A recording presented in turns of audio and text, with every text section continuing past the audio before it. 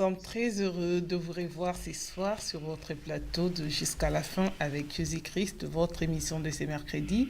Nous reprenons nos émissions, c'est la rentrée et nous sommes là sur ces plateaux. Votre servante Nadine Ifwanga et avec le pasteur Massamba. Cette émission est réalisée par le frère Christian Kapangou et nous sommes sur ces directs et nous vous demandons de bien vouloir partager l'émission et que Dieu vous bénisse, vous qui vous connectez déjà à cette émission. Et je salue pasteur Massamba. Bonsoir pasteur Massamba. Bonsoir maman Nadine. Bonsoir à tous les enfants de Dieu. Bazonga kakaka, tozongi bayoka kakaka boyoka. Pasteur Massamba de retour. Nzamba leka kopambola bino maman Nadine boni. Ça va pasteur. Vacances les malamu. Ah, bino wa doze na vacances hein. Tenga du vacances te tozoki nde mwa pause. Te yo zoki vacances o. Kile ozo vacances. Non, na zoki mwa pause mukena se reposer muke. Bon ezaka vacances mais na vacances te. Mais za mwa pause tozoki muke to pe moment muke parce que toyoki mapambole ko ikoto yango mwa to bombaka kisongi wana. Mapambole ko ikoto yo to kozoba nango sima. Nzambe apambola bino nyonso bandeko bozuita ya kolanda biso lelo en tout cas nkola mona bino la bandako na bino tozali na EPV télévision émission na bino bolingaka mingi émission chrétienne jusqu'à la fin avec Jésus-Christ. Pasteur Massamba na maman Nadine ambiance ezongi biso awa lelo to boyina biso ko sieta to lingi ko sieta te ba o bazo sieta bo sieta na bino mais biso awa to zani na sango malamu ya koteya Yesu asieta ki te Yesu ateya ki sango malamu biso to zo koteya sango malamu nzambe apambola bino ba vacances sili c'est la rentrée scolaire partout na mokili batu bazongi zongi bana classe bazongi biso pe awa to zongi na télévision. Topesi nzambe merci o apesi biso pema kimia ekota na bandako na bino esengo pe ekota na bandako na bino. Mama Nadine ngana yena masolo na ngai ndinga na yaka na masolo ndazana masolo ya malamu na ya mabe ya malamu ya liboso en tout cas na pesi nzambe merci. Donc mois d'août nyoso na pemaki ba week-end nyonso nazalaki invité. Donc nous allons inviter côté ya ko bénir ba mariage côté ya ko bénir. Donc na pesi boso merci na ba ope da ba honorer ngai na mwana na biso Landry Muka na maman Ange mwana Tambwe oyo basalaki mariage na bango na Bové ngap na teyaki ngape muna pambolaki. Donc nzamba zo lokumu tu travaille na pasteur Jean-Marie na pesi sous merci mingi na ba oba honorer ngai mariage ya papa na biso Nanintela Mion na sœur na biso Ingrid Yamba bango ezalaki na Fontenay Subwa ngape ga muna teyaki ngamu na pambolaki pe na yoko suki sa le 1er septembre oyo na teyaki na mariage ya papa na biso Bokechu na mama bébé na Assemblée de Dieu évangélique na lani et pas ya pasteur Kimbi. En tout cas merci na bino so honorer ngai kolo apambola bino. Amen. Mama Nadine sango ya mabe o nazana yango satana aleki ndenge na lobaka aleki na Strasbourg. Mais oui, ça t'en a l'équipe de Strasbourg. Ah bon? Strasbourg, on a la province, donc maman Babeline, couple Moussenga, la bise bon bataille, la personne à l'Ikambo, kuna ce que c'est vrai. Balobi maman pasteur, a tikinzo tonyoso, a tiens on a vidéo. Donc toyo qui ont déjà besoin de belango partout, mais. Bon, on tikinzo tondeni maman pasteur. Azara soki na makangu, ndenge toyo ki, azara soki na makangu, balobi lango déjà bataille yango mingi. Et habiti qui te fait que l'Ikambo mutazui. Mais donc hier c'est filmé, après c'est l'Ikambo siko siko baboya na ki l'Ikambo a publié yango. C'est grave ça, c'est grave donc tozo okebisa ba. Bon, wana za maman pasteur. Bon to le bakani to le baka ko meka ba mvuta ki ka modèle yemo ka filmer yemo ka tie ba juste ko ba panze yango donc nous devons faire attention to comme on attend la technologie to ça l'attention bandeko donc na le baka na maman Babeline bango baza na Strasbourg kuna baza ba mikolo batala likambo ngona nokuna on a to leki mais maman ya likambo maman Nadine bandeko kolamuka ndenge tolobaka soko lamuki pesa nzambe merci. Tango ozali ko kende fête ozali ko kende bisika nyonso bondela na tiaki bana la fraternité ngai pa nyonso na kenda kata prière ya quelques secondes na salaka parce que on ne sait jamais na mboka oyo tozana muninga na biso moko maman Nadine awuti ko kufa awa na maison Alfort. Batu bakende qui fête comme na suka mutu ba gifler mbata muta kufi. C'est un mythe au koli na esika moko donc na France 3 ba lobela kiango. Ba journaux nyonso ya France Express, Les Parisiens, Figaro tout ba lobela yango mais nga na zu extrait ya Les Parisiens Otokotanga moi muke. Donc, balobé biso Val-de-Marne, en 94, je crois que Bandekoumi, Boza na Kinshasa, Bananjili, Banabonjamboli, Bozo Landangai, Liwaya Vena, na Lingina Tanga, moi Mouké, Ndenge, Bakomele Biso, pour Botunenga Yaya, Ndenge Nezo, le Kakuna na Poto, Azab, Mam Ninga Tokoli, Balabala Moko. Donc, Nayebi. Donc, Val-de-Marne, un baptême, selon les Parisiens, un baptême trop arrosé, une gifle et une mère noyée. Donc, on a titre, selon des témoignages, il y a famille. Une bagarre a éclaté alors qu'un invité pensait monter dans un Uber qui n'en était pas un. L'homme d'une 50aine d'années est tombé dans la Seine à Alfortville. Il y pensait monter dans l'Uber qu'il avait appelé. Ce n'était pas un Uber. Une dispute a éclaté et il est mort. Tragique méprise dans la nuit de dimanche à lundi à Alfortville. Un homme âgé d'une 50aine d'années est mort noyé après avoir chuté dans la Seine. C'est une simple gifle qui a fait basculer les pauvres hommes dans l'eau. L'auteur de la claque, qui a lui-même appelé les policiers, a été placé en garde à vue dans les locaux du SDPJ 94 pour violence volontaire ayant entraîné la mort sans intention de la donner. Une information judiciaire a été ouverte. Une autopsie doit avoir lieu ce mardi matin. Cette nuit-là, la fête bat son plein à Cristal-sur-Seine.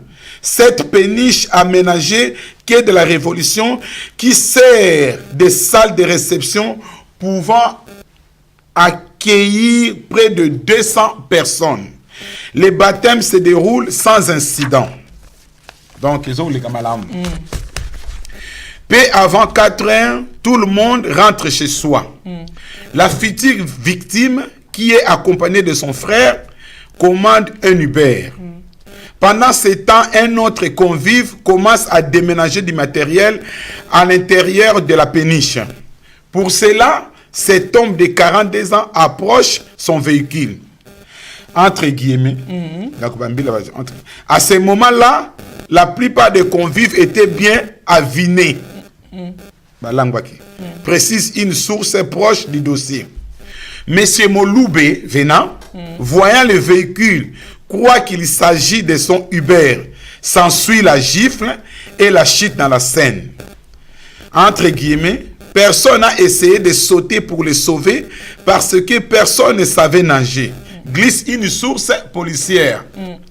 Et si quelqu'un avait plongé, franchement, cela aurait fait 2 morts. Les massages cardiaques pratiqués par les pompiers ont été vains. Donc, tala bandeko, liwa ya ndeko na biso, muninga na biso, et liwa moko bizarre. Triste, et puis maman na banga buto kufa pas même 40 jours, hein, pas même auto kufa kalate. Donc moi na soyé kolanda en France, c'est vraiment triste, hein. Donc bandeko no c'est Angeli obo yebi vena pe vena za muto ba yebi minki. Donc tozala ki pe vendredi na matanga nga pe muna mema ki na teki lo banzambe. Toza ko zelati le lo corps na yebi na nteso bandeko ba olanda na suite te le lo corps ti le zaka na ba policier na médecin légiste kuna na quai de la rapé. Tozo zela ba pia biso corps po to kunda ye na kimia. Donc on a ngina lo baki wana c'est qui triste nouvelle. Bandeko to keba tant ko ke na ba feti tant ko na ba place to za la kaka prudent. On ne sait jamais na kotala na Facebook mo na bat bazo bina et fete zala ki ba komina ba journaliste hein fete ala ki toko mutavandi quelques minutes et liweza na onka pembe ya on thème na tiaki que le secret de la mort c'est le Dieu mutayebi likambo etali liwa to ko ikoloba akozomba lisusu te. Donc tozalaka na kimia totia famille o na mabondeli biso pe awa na EPV mama Nadine Achille azali leki ayevena à partir à Madrid balandaka biso tango nyonso biso awa na EPV topesi bino pe ba mes condoléances mingi na famille nyonso pe kimia ezala kati na bino. Nzambe azwa lokumu en tout cas bana na Nzambe to leki masoleze belé mais to leki parce que bit na biso zali awa côté ya sangmalamu to ko solo la mokolo mususu mama Nadine Nzambe azwa lokumu to zo parler mingi na thème auto badaki na to silisi yango te les souffrances des hommes de Dieu batu mingi ba sepeli na thème oyo bandu mingi baza curieux ko mona pasi oyo biso pe ba pasteur to monaka siko lelo to na mutuna oyo est-ce que pasteur diacre ancien mondimi akoki kobela pour question oyo tuna maka mingi soki yo passer ko za malade bike bo tianga na mabondeli na malade yo ka na pas passer so abeli bandi batuna na pas passer so abeli so ba so ngaba ye ba sa ke sumu akoyeki ne kobo haibaki bon malade ne wuti wapi ndeni ni passer abela bande ko wana question e ya katangu nyonso bande ko mingi batuna kapenda question est-ce que na kati ya bible tozana bakaya ba maladie pena ba serviteur de Dieu babelaki to komona yango parce que nous sommes une émission chrétienne nous sommes là pour proclamer le nom de Jésus nous sommes là pour analyser méditer décortiquer oh ni na kati na bible la bible nous enseigne que mon peuple périt faute de la connaissance. Je crois que maman Nadine na meke ko sala ba recherche moke na tangi puis maintenant ngapena mingi penza na ngako sala ba recherche ya bible na ko tanga ba recherche mingi mais bible pena muteza source ndenge na lobaki na bandeko mingi to ko tanga ba livre nyonso eza na librairie chrétienne mais source ba livre nyonso wana ezala kaka bible donc yango faut ko tanga ka mingi bible ko méditer ko tanga bible avec jeûne et prière et le Saint-Esprit a ko révéler ba mystère caché o eza na kati na lobanzambe nyonso eza na kati na lobanzambe yango tonto libla siko likambo o etali ba mama na dinyo so bela on a tout le monde tout le côté est-ce que so bela mama na dinyo moi to bela ko na mono de grippe ngebeta ngitaka maladie ah merci honnête le moni le ko la grippe lingo beta yo voilà parce que tozo ko changer saison to uti na moyi siko malile lingo banda grippe lingo beta yo wana siko za ba demo to ko tinda no moto te mama na dini ko luka to tinda moto za biloko to ko yekola lelo mwanda pe to ko continuer na sata 3 mercredi na lingi vraiment to vona na likambo etali maladie pe na mort mais le autre parler mingi sur la maladie monsieur la rousse alobi na biso boye la maladie par définition altération, c'est-à-dire dégradation, altération dans les fonctions des organes. État de ce qui est gâté. Voilà. Donc dégradation na ba organe na so nzoto.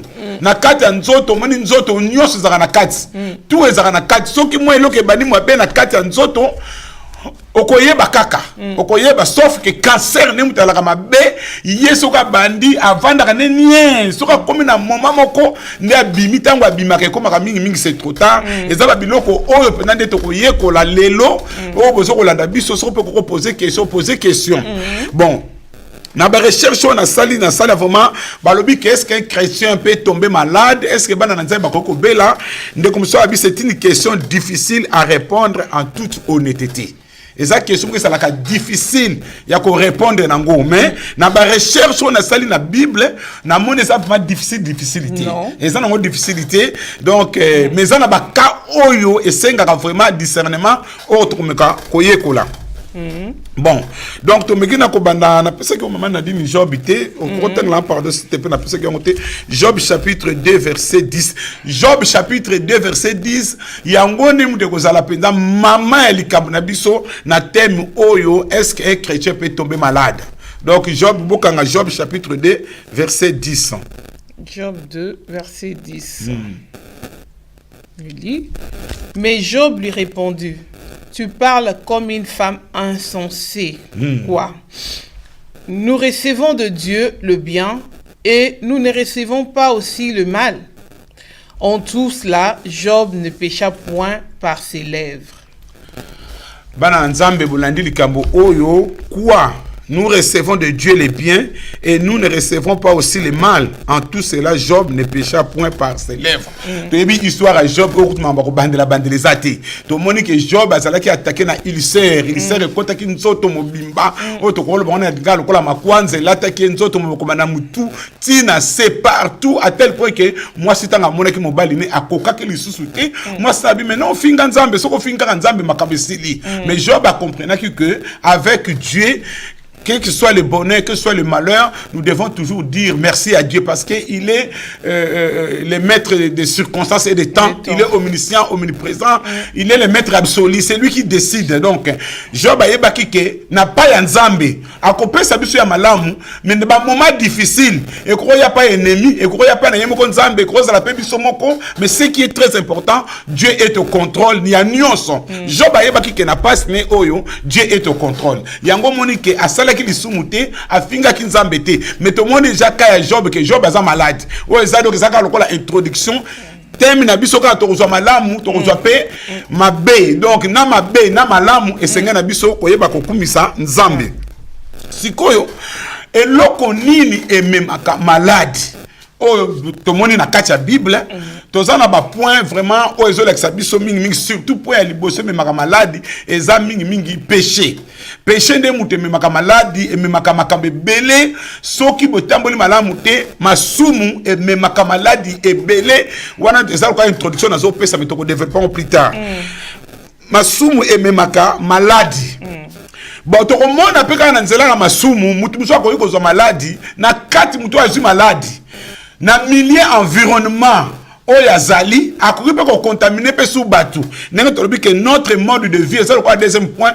notre mode de vie ezali pe ko sala que tozwa ba maladie notre mode de vie donc exemple c'est quelqu'un qui mange beaucoup de gras à l'excès on a développé bien donc notre mode de vie et puis tout ça sur la maladie héréditaire ou les maladies héréditaires on a 2 points on a plusieurs points maladie héréditaire ou les normal na maladie héréditaire autrement lien familiaux donc on a surtout développer selon la parole de Dieu mais tout ça on a sous point sous maladie incurable ou bazwaka seule la maladie incurable les maladies oyo traitement et mon anakate mais seul Dieu est capable de guérir. Donc parce qu'il s'appelle Jéhovah Rapha, l'Éternel qui nous guérit de toute maladie. Sikoyo, question monsieur Zalaka, quand un enfant de Dieu est malade, tu vois, tant moi dans Nzambe abelaka, batu mingi ba se poser la question dès dans la introduction. On me dit que mutabeli en tout cas, biso tout se posera la question. Biso tout se posera la question. Asali nini. Surtout ceux qui passaient parce que c'est les souffrances des hommes de Dieu. Donc biso ba hommes de Dieu, surtout nous les Africains, surtout les Congolais, c'est comme si nous sommes condamnés to belater. C'est comme si nous sommes condamnés. Or, tout le monde dans la Bible, batu babela qui paie. Batu bazangi na ba maladie. Donc, ils sont comme mutabeli, passer à beli, ezali kambuté, que asali masumuto nini. Donc, ezali peut-être dégradation moko et continue na kat na nzoto, ndenge to mona ki définition ya maladie. Parce que bon regarde na biso, plus tozo kola, plus tozo ndenge na baki soto comme na 50 ans, to bandi atterrissage. Au moment où tu as 20 ans, tu as décoller. À partir de 50 ans, maman Nadine, atterrissage et bandit tout au côté de la sama bébé. Aux hommes, on a belé pour vous parce que 50, 60, 70, 80, 90, Dieu. Pas où lié yondeng balba. Allié pas. Donc, ok, donc si on est au commande de 50 boy, atterrissage et bandit, tu vas donc quitter déjà malé.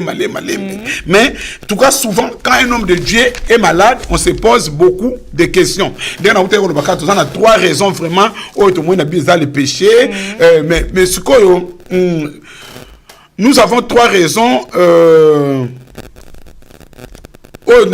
Tout à l'heure, donc les péchés, et puis, et là, on a une grosse salle qui est comme la maladie. Il y a les péchés, il y a mis balai Dieu, l'épreuve de la foi. Moussa comme la maladie, à celle masumu na yemoko emimi na maladie, to comme nango. monsieur ezaka l'épreuve de la foi, Dieu alingi nzamba alinga éprouver yo. Au moni parce que Alex amour n'est pas ina yo, n'est pas ya Job. Donc nzambe a tchaki Job na test ya foi na ye, mais place on est biso nyonso pourquoi à 90% ba serviteur de Dieu to le kaka épreuve de la foi o. Ba serviteur de Dieu nyonso to le kaka na place o bo soutenir be so za serviteur de Dieu au mona ko zala kaka kimia yebaka keke un jour eko ya ko le kana test o. Bon, nzamba permettra suba malade mususu poto ça la fina ba vrai témoin to la sa gloire na ye. Mutu ya biki na maladie moko incurable aza capable ya ko témoigner grandeur à Nzambe. Donc on ya ko convaincre yete que Nzamba azati. Ce qu'on le bine kaza Jova Rafate a non pour moi c'est mon Dieu, il s'appelle Jova Rafa. Okoko lo bana mwasi ya kotanga makila teke. Jésus Jova Rafa te. Akolo bana mais ça va pas non. Parce que na temple ki ba médecin no samokili, tant on a simbika na solo la ki ne kututé.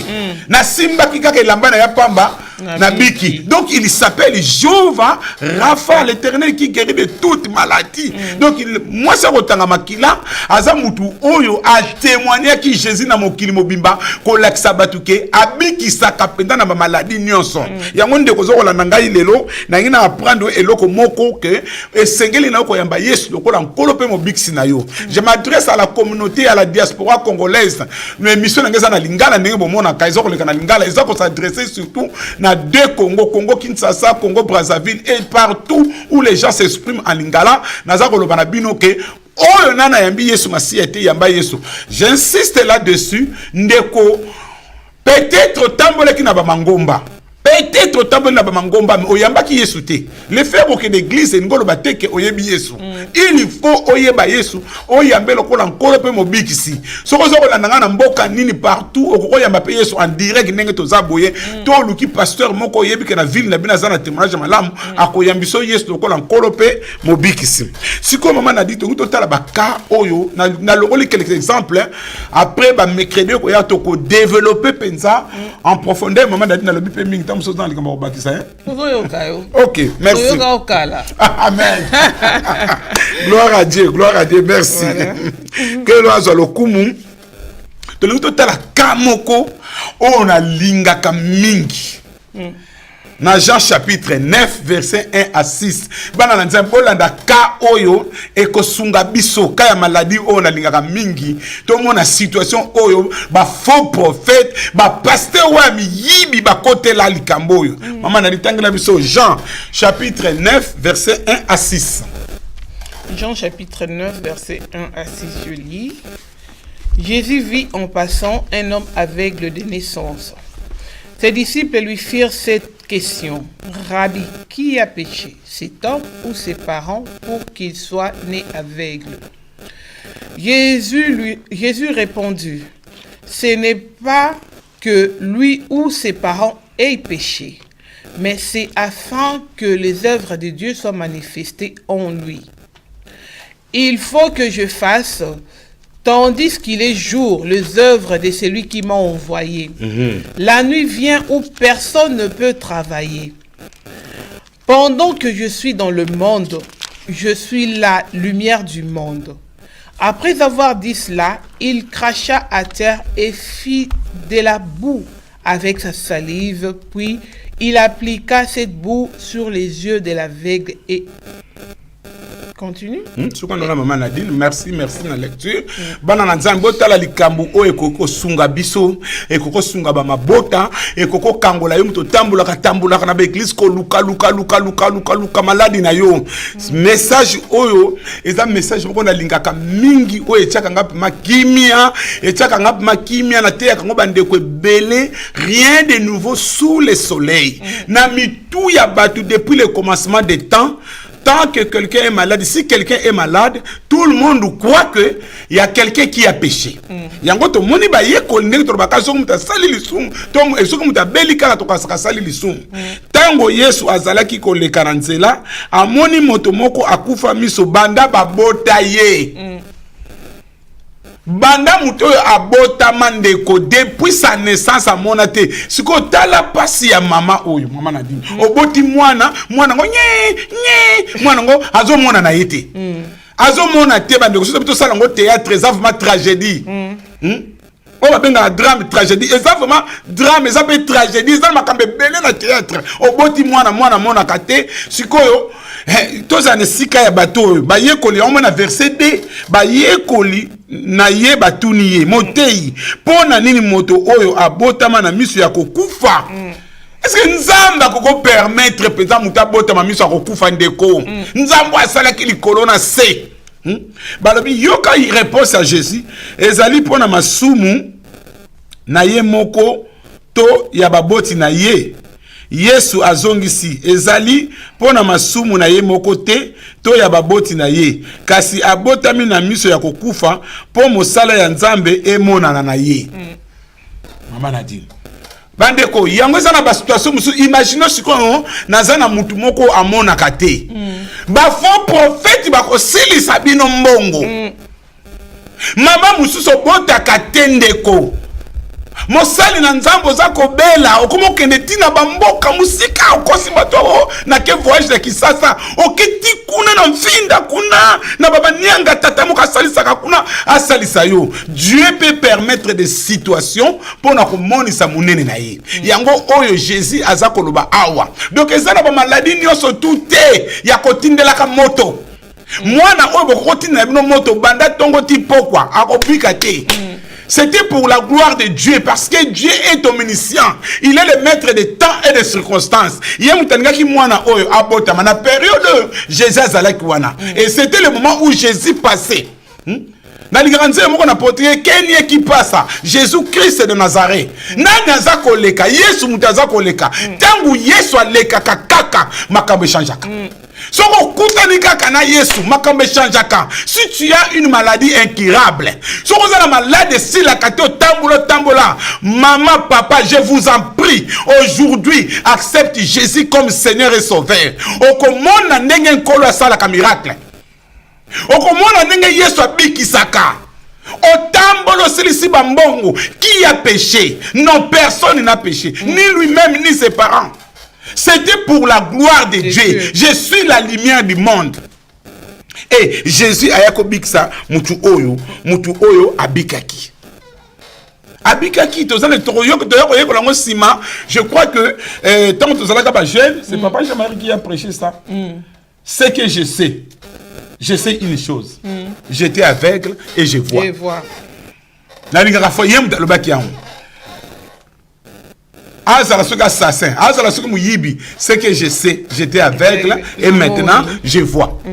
Talama combien ça sala qui puis awa sokoto landi guérison au poto za na temba ngo pendate to moni awa mwana mobalo te soka pesa ki combien to moni te soki nini mais gratuitement par la grâce par l'amour de Dieu notre Seigneur Jésus est miséricordieux. Yesu azali mutama wabi kisaka. Donc ba maladi muso ko comme la biso Nzambe muta permettre yango pour tout le monde la gloire ya Nzambe. Je crois que ça tout na comment na koyeba ki maladi yo pa ya Nzambe te pa ya Nzambe te to koyekola yango. Pasteur ça mais maladi mususu pende ngozo ba ka misa asenge mona na mbongo te mais ce total le ba maladi mususu pesenga ko sa sacrifice. Obika.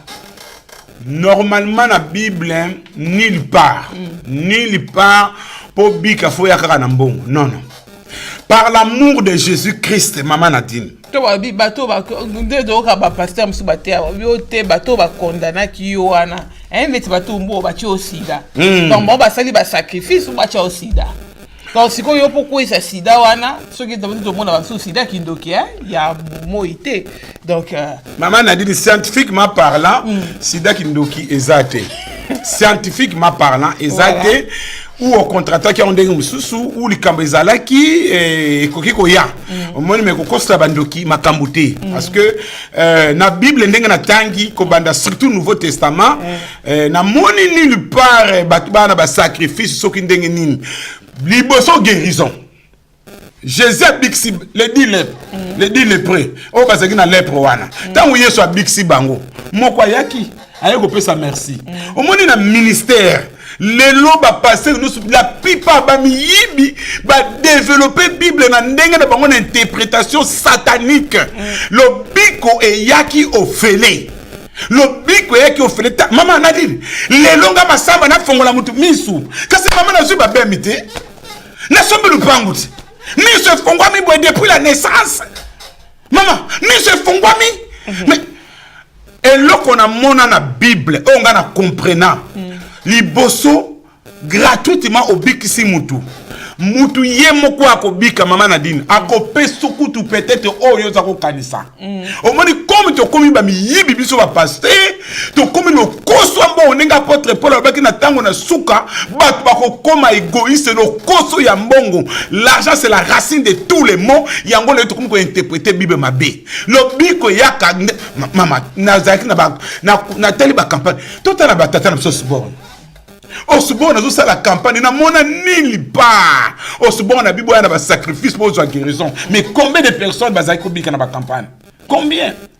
Lelo nazo kwamba lelo mutaye liboso oh yaka na sacrifice moko. La premier sacrifice c'est lui-même Jésus-Christ. Il faut que la personne accepte Jésus comme Seigneur et Sauveur d'abord, à se repentir parce que yoza pasteur cet esprit a guidé yo, délivrance et makambo ko pesa ba sacrificeité. Notre sacrifice par excellence c'est Jésus-Christ sur la croix. Sauf que toya ko mona ke ba maladie mususu to ba démon mususu et bimaka par jeûne et prière. Mais jamais Jésus a dit que ba démon po ba bima boya na 50 000 boya ko tika na makola lingo ya pasteur. Non, to mona ngoti. Na kati la Bible sati. Ngana ministère à la fraternité na li komeka no kutu ko yate o mama yaka na loko boy. Non. Na linga kutu yiboso mutabika nana. Mama na pesa ki témoignage ya mwana na biso Brice. Je crois maman a dit no mwana ki Brice. Awa. Brice a ki na problème ko bota. Adabe Rolanda biso. Azolanda biso Brice. Botu na Brice soki mukolo moko passer masamba baki yaka na mbongo yako tika. Jamais. Tanga boti mwana na yona biso témoignage moko na pesa batute. Tanga boti mwana na ya liboso. O alinga ko pesa ki moko. Nzamba yeko sala grâce. Oh. Bako no sala échographie boye. Jimel. Bana mibale. Mais bango mibale moi sa mobali ba bomba ki secret na bango mutu moko a ni pasteur ni ba parent ni mutu biso c'est église mon ba bleu to yebi ka sert ça mais eloko na yebi ke ayaka na enveloppe moko mukolo mususu abi pasteur zo enveloppe onkola abi na pesa yo oh ngabi kola abi pesa nga na ketala be monta penza ko monta na zo monta ndengwana te monta abi passer oya yo nzoka bango si ba mona ki déjà que makameza na kati kuna biso to yebite na zo pe mbongo ngo ba bonga na mingi na bomba na nga ko singi on onte pour yebite pourquoi ba pesi ba yebite o cosité to pesi parce que non ba zuka ba pesi ba mbonga ndongona na bomba onanu na zela na mbongo ça va ça mayo lo kosote mais on appelle ce faute d'amant on va mort non bambo on moni oui merci maman Nadine on a raison ça droit na biso ya kolia mais to yamboko toza lokola ba Joseph yo pe ngela ba pasteur mingi toza lokola ba Joseph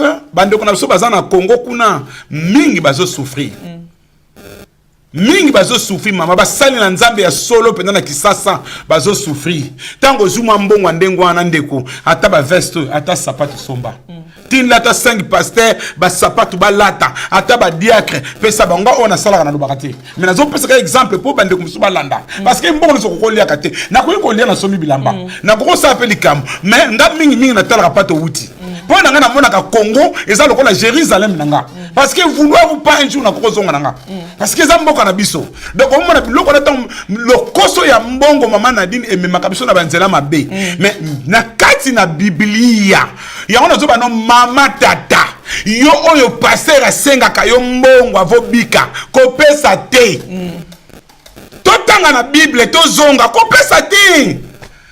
Passer un homme de Dieu, la première des choses, Moutoufa, Ayamba Yesu, Soka Yesu Abiki, Maman Nadine, Nabani ko sambela badabo mwana, na mona mama moko abandai ko bota te, azulu pangu na yena njili, apesi pa ya prophétesse. Abi mama, nazana mapangu, misato, oyo, ya yo, na kache 11 na njili. Abi mama, zwa lupangu oyo, na luka mwana ndenge nyonso na zwa te. Loko na boti zwa lupango Maman na singa ki liboso mbongo te. Tango aboti, a moni résultat, apesi. Donc, imaginons, ça moyen se passe dans la guindénie. Moi, ça retanga makila maman na dit, tango abiki. Tango a une guérison. Elle est partie partout, témoigner. La femme samaritaine, boya kotala muto aluma kamulo sona salaka. Et koko salaye mo Christ dit Yesu te, ye Seigneur te, Samari nyoso eyaki. Muto azulo biku, akoma na liboma ya molimo mosano. Pour ba témoigner partout. À témoigner, mais il y a une chose, un défaut auto koma nango lelo, nzamba masamba, nzamba ya dibayula, nzamba ya constant. Siko soko mutabiki, ezalaka so Yesu mutabiki cité. Et comme que nzamba masamba mutabiki si, na kolonga te nzamba masamba makamba sala pa na ngai. Nzamba masamba non, maman Nadine, n'a précisé plus on y a bien merci. Na tango batata na biso même na tango ba porte. Ba benga ki bango pe me ba pasola bilamba. C'est le nom de Jésus-Christ. Mutezara ki kombe bado. Mama so monika ba komo benga yo nzamba constant. Nzamba masamba. Bote le kwana. Ba non. Kota na jeune prière. Kota. Biso sel moka badaki. Mande ko nzamba masamba na kati ka mama. Nzamba masamba te. Longola nzamba masamba wana. Témoigner kaka nzamba sali. Parce que maman toza batu orgueil za mabe. Satan eloko nini kwesaki na likolo, c'est l'orgueil. Maman na soba comme loka nzamba maman Nadine. Nzamba maman Nadine okobunga EPV ko kangama. Bolinge loko wana tamukete. Ngana vani na njili na moni papa na bino papa Alpha Lushima. Na yoka te na kata njili nzamba Alpha Lushima. Na yoka ngote. Nous avons église pentecôtiste et pas pasteur Alpha Lushima. Mais rare, n'a pas de ce qu'on changé. Rare, n'a pas de ce qu'on a papa à Vakambi. Tu as dit que nous avons Vakambi. Non, la salle est Pentecôte. Et pourtant, Vakambi va guérison, pamba, batuba bika, n'amoko na za témoin. Donc, bandeko, autres ont le bla awa. Merci maman Nadine, toi que Dieu te bénisse. Na question touni, na yebi que ba passer wa mi yibi, boko kote langa sous prière, boko tinda sous ba fait pour na zika. Maintenant, on zika te parce que t'as entouré na fait de l'esprit. Parce que ba passer la mi yibi ba zo nyoko la bat. Maman, oui, ça fait mal. Ça fait mal na moni mutu. Azana bana mama azana bana bazo kwa bazoba mobali ayebite yesa bimi azoke na pevalongo moko ezaki na Saint-Denis na mayele ba comment ko ka bekise évangélique mais ça qui pevalongo ya mama moko azali awa mama wana pesa ba sacrifice ata guérison moko ata loko moko mwana bikati pevalongo pe kufa na we panzana siko mama na koloba nini. Parce que tant que je passe aux hommes à Moutou, il y a qu'un sacrifice pour moi na bika. Déjà, ils en a 2 points. Est-ce que ça peut pas passer à son soit Zanganga? Parce que sacrifice on a le ça va coco. Ça va coco, botala yo monika pasteur. Maintenant on compte dans la chambre, ba coco botala oya yenango, biki ça. Donc nous devons faire attention. Ah ouais, tout la maman Nadine, tous autres qui ont guérison, les souffrances des hommes de Dieu, la maladie.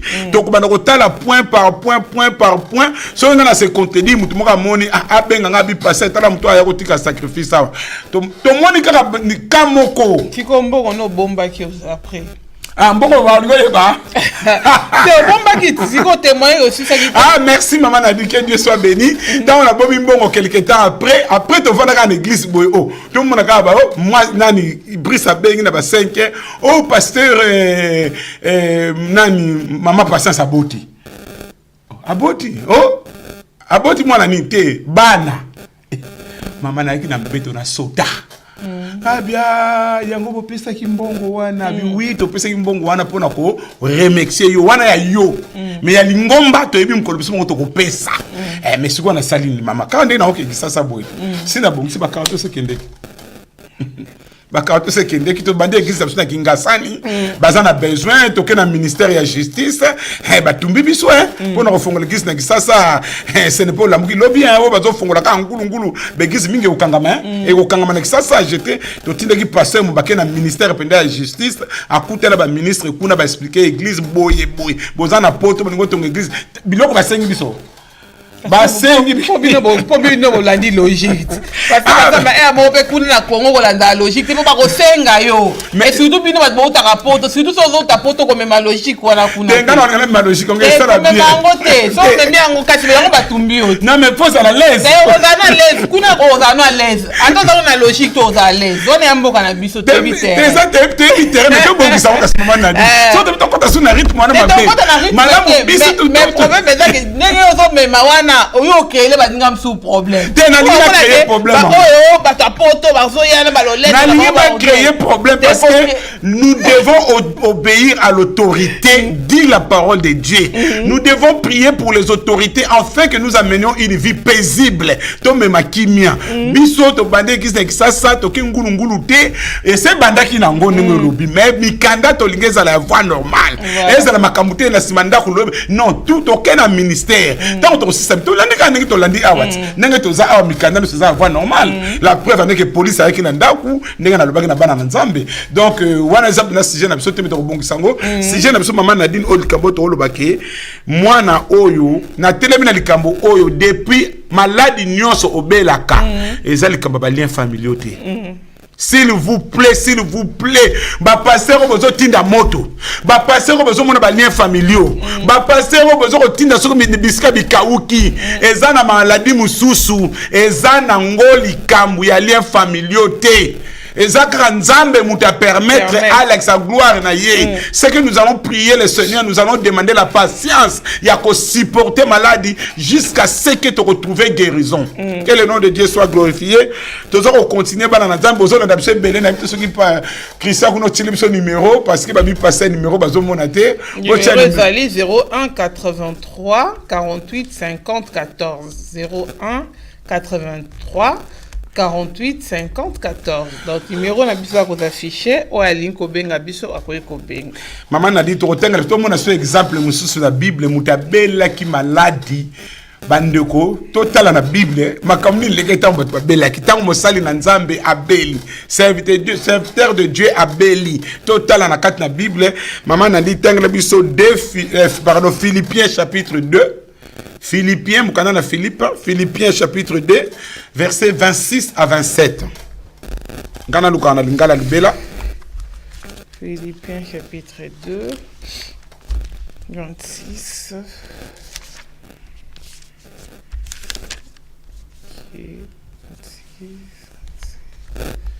Voilà.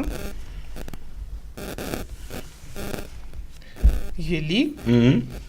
Car il désirait vous voir tous, et il était fort en peine de ce que vous aviez appris sa maladie. Il a été malade, en effet, et tout près de la mort. Mais Dieu a eu pitié de lui, et non seulement de lui, mais aussi de moi, afin que je n'eusse pas tristesse sur tristesse. Ye azali na posa mingi ya komona bino nyonso pe azali na mawapenza koleka po boyoka kite azalaki na maladi ya solo azalaki na maladi pe etikalaki moke akufa kasi Nzambe ayokelaki ye mawa asalisaki kaka yete kasi na ngai pe na ndenge abakiselaki ngai pasi te.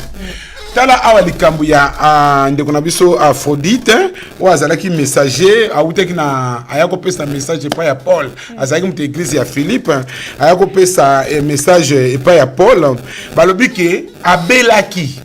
La Bible mentionne vraiment, l'apôtre Paul mentionne qu'il était malade, même l'apôtre Paul a comme triste et malade comme qui penza pembeni akufa. Mais le comment qu'on a souligné à maman Nadine ya solo azalaki maladi pe atikalaki moke akufa kasi Nzambe ayokelaki ye mawa. Au moni secret ya guérison, la miséricorde de Dieu, secret ya guérison bandeko ezalaka nde awa yango moni ba docteur ba lobaka topesaka kisi mais muta bikisaka ezali nani nzambe yango oyo yamba yesu za maladi banda kolela mawa na nzambe banda kosenga miséricorde ya nzambe nzambe ayo kulo mawa abikisa yo mutu azeki na maladi mama na dini aza mosali na nzambe tomoni awa te apôtre Paul abike masumu na sala ki mutememi eboyi ba lobika azaki malade 1 point barre ba compliquer makambo te. Donc, ndeko otozo tanga ka tozo kene ba mercredi ko ya to ko kota en profondeur ko mona ba détail mususu a to monika ndeko na biso Aphrodite ba bia saki maladi pembeni ya liwa ndeko sokoza na ndeko za maladi pembeni ya liwa bo pesi ba kisi nyonso esimbite ndeko il est temps maintenant ya ko supplier mawana nzambe que mawana nzambe la grâce de Dieu tel que nous sommes il y a rien à nous mawana ekaka seule sa miséricorde Dieu peut capable il est capable même en dernière minute il y a qu'on guérir et tant que tu as bon de la tolérer la mingi que ta volonté soit faite ce que tanga maki penza kufa nzamba kozoye na kimia akopesa bino pe kimia ndeko na tanga koki akelo kopema ce que tanga maki penza mabakiste mikolo ndenge to komona mosali na nzambe mususu alelaki nous sommes capables ya changer calendrier nzambe parce que mususu alelaki nzamba bina bakisi mikolo. Donc nous avons bakso mikolo, bakso mikolo comme Lazare a koufi, ma sekui, ba pousse sur mikolo, mais il kouf après. Donc miséricorde de Dieu, mutu ko yuko sala ke obika. Ya wonde ko so sala malade la première des choses, banda ko lela mawana nzambe. Banda ko lela ka Seigneur par ta miséricorde et pitié de moi. Ayez pitié de moi, guéris-moi, tu es le tout. Parce que comme la bakis, au big te to mona na ba campagne mingi nzamba pesi ba don na ba serviteur na yeba bisu ba na don de guérison, au mona mutamela bakis mais tanga okuta na mosali na nzambe ayambi Yesu, tanga basoko imposer mais au mona mbala moko abiki. Donc Dieu est capable na nyonso, to tangi pe na 2 Timothée chapitre 4 OK na ko silisa 2 Timothée chapitre 4 verset 20. Kuna sutozo mona susu kaya ya ndeko mususu. Si, chapitre 4.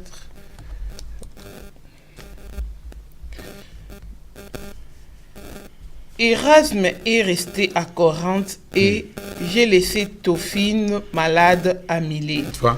J'ai laissé Trophime malade à Milet. Ba serviteur de Dieu, ba collaborateur à Paul. Basala qui peut malade.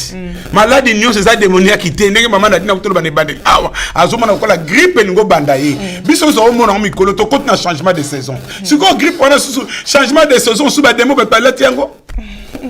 Changement de saison ndenge bandi boto to kota na hiver awa. Si ko ba démo ba palati changement wana niyo swali. To ba benga na molimo ba démo malili bokende. Ekende te. Na hiver ba molimo ba démo malili ke. Non so ko se couvrir bien te. Okobela. Donc ça tokoye ko la nyonso wana na hiver soko se couvrir bien te okobela ba libanda sambila mbo okufa siko ba docteur ba bike na hiver faut ba ko batela munoko yuka kwa ko zoko yema Jésus est Seigneur dans la rue maline ne se kota na gorge Jésus kota tant imagine ko ye excel ba ganglion ah wana siko benga ba demo ganglion. À qui la faute? Mais mon peuple périt faute de la connaissance. Mais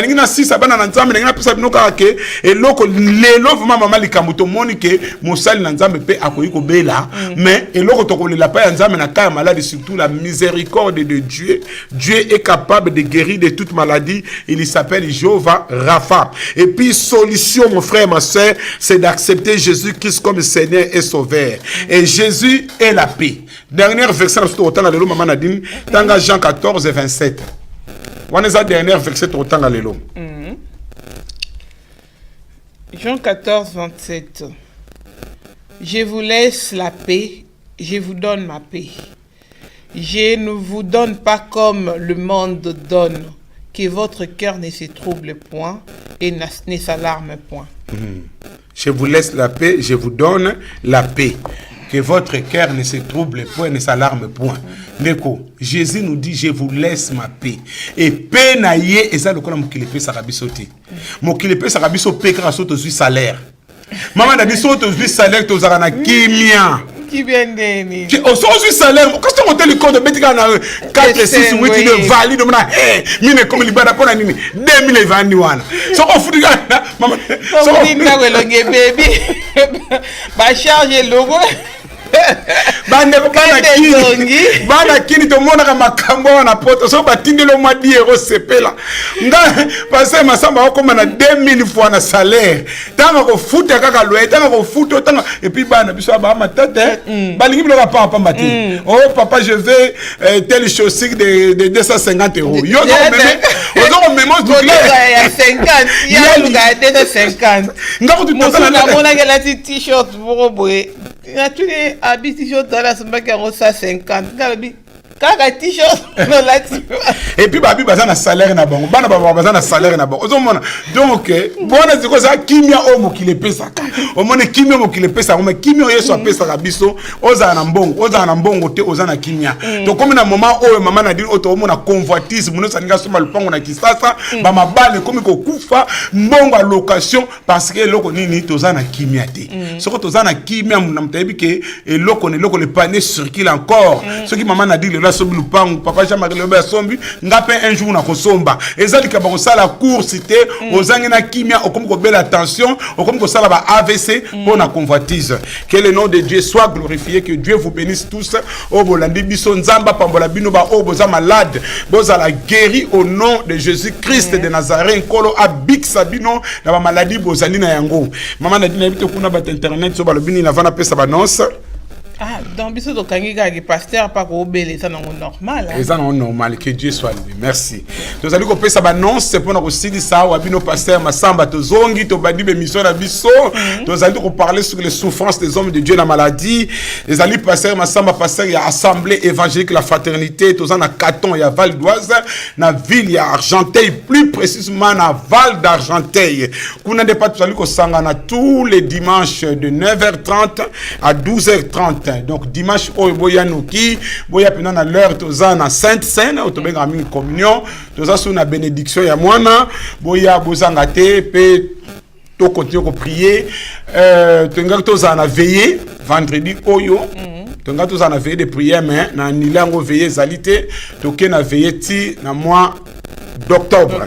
Donc na mois de septembre veiller ezalité donc nzambe alika ko pambola bino nyonso nazali ko pesa sous annonce ya mama tete ma pasi yazali mama oya sala ka mingi traiteur pe ba décoration ba salle je crois que mama tete bandeko baniko benga ina nini na yazali bekes service aza mama musali na nzambe moi c'est ya pasteur ma pasi l'église Gethsemane donc ya sala ka ba décoration mama na abati pa contacter yo ba contacter bino na IPV ba ya po ba sala bo sala bango publicité ndenge bo sala kaka donc mama tete numéro nezali 07 71 26 77 81 donc on va contacter mama tete pour na ba décoration ba salle azali mama pasteur boyokani ndenga sala to ngana mona ndenga sala ki les avuma kitoko makasi donc nzambe azwa lokumu puis pour na kosuki sa na pesi bande kono sombote pe bon anniversaire na mama Nadine et Fwanga to pesio ba bon anniversaire mingi kolo abatela yo abakisa susu mingi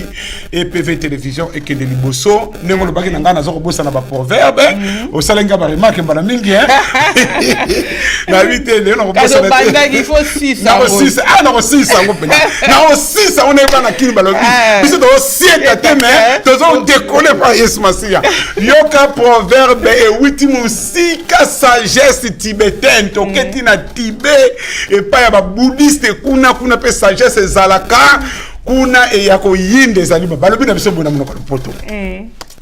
La maladie est un avertissement qui nous est donné pour nous rappeler à l'essentiel. Tobandeli. La maladie est un avertissement qui nous est donné pour nous rappeler à l'essentiel. Donc, il y a un peu méditer, qui est développé. On va parler sur la maladie. Quand on a malade, des alliés, il y a un muscle à la maille, les caca. Na maladie, tu auras maille, les belles, ma cambe belle. Que Dieu vous bénisse tous.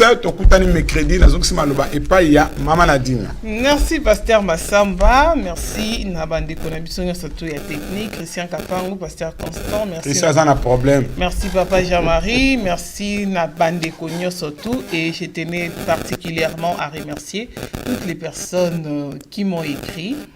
Vous m'avez honoré. Vous m'avez vraiment présenté beaucoup de vœux par rapport à mon anniversaire. Vraiment que les seigneurs puissent vous bénir. Vous qui avez accordé votre attention à cette journée particulière du 4 septembre. Que les seigneurs puissent vous bénir abondamment. Merci, merci, merci à toutes les fleurs que j'ai reçues. Mais j'attends les cadeaux. Hein?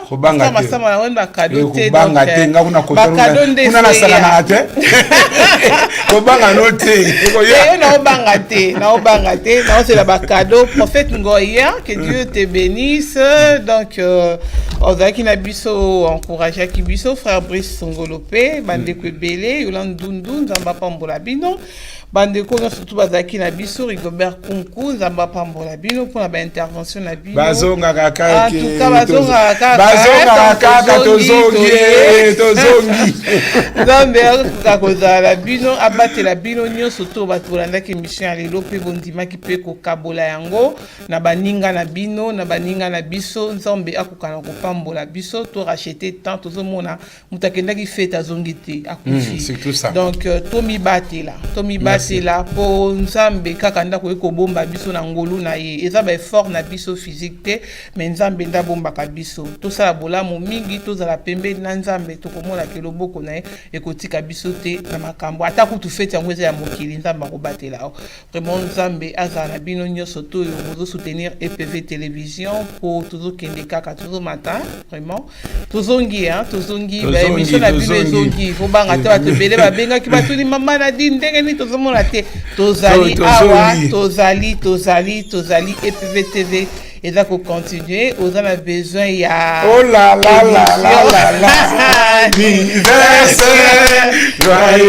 anniversaire joyeux anniversaire maman Nadine nana mundo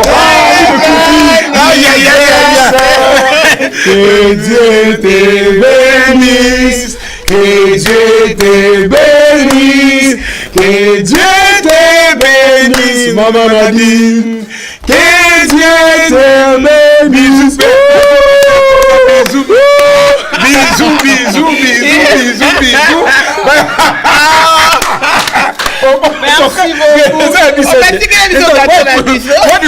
merci beaucoup couteau quelle surprise oh là là que Dieu bénisse pasteur Constant merci je m'attendais pas à ça vraiment moi non plus une belle surprise quelle surprise en tout cas merci que Dieu bénisse EPV télévision toujours Nicolo vraiment quand c'est un prophète ngoy gâteau yango no raté otuni yango payé mon raté quand même dans ma pompe la bilo to kuta dit mercredi prochain non mais faut qu'on coupe ça pour nous faut qu'on est en train de couper ça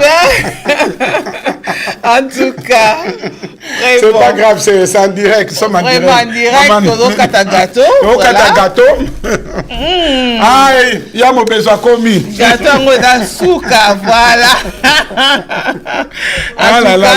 en tout cas on va goûter on va juste goûter wow. Merci Christian, merci tout le monde, que Dieu vous bénisse. La petite sœur Jade, Vanessa, merci Vanessa. Merci Vanessa et merci Docteur Mobejo qui vient d'arriver. Mobejo commis. En tout cas, on se retrouve mercredi prochain jusqu'à la fin avec Mobejo commis. Passez Mobejo déjà là. Bye. Bye Christian.